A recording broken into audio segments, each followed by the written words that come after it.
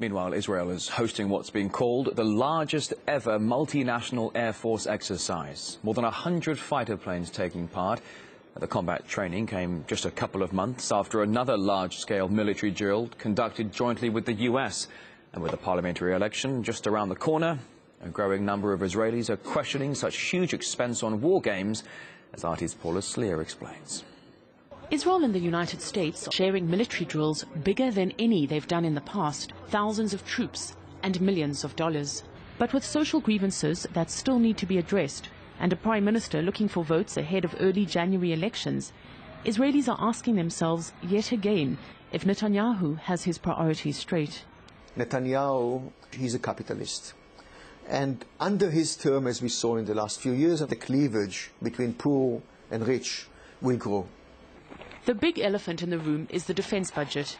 Israeli military spending was not supposed to grow more than 1.5% a year. But those figures have more than doubled in the last 3 years alone.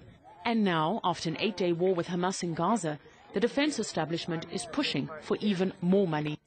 Netanyahu's chances of a victory come January are high, and Tel Aviv's homeless are preparing themselves for more of the same.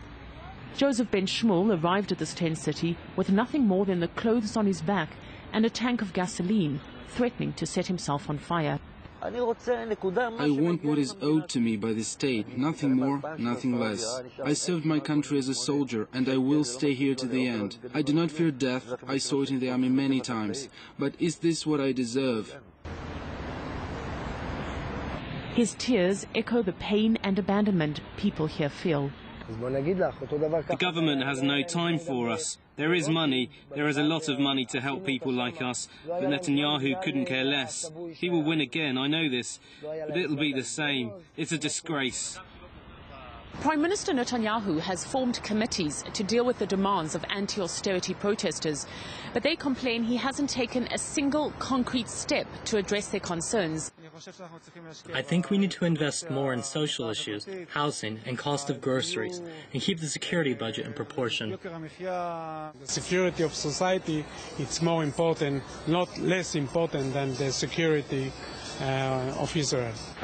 But the voice on the street is drowned out by the rumble of weaponry and Tel Aviv's obsession in showcasing its military prowess. Paula Sleer, RT, Tel Aviv.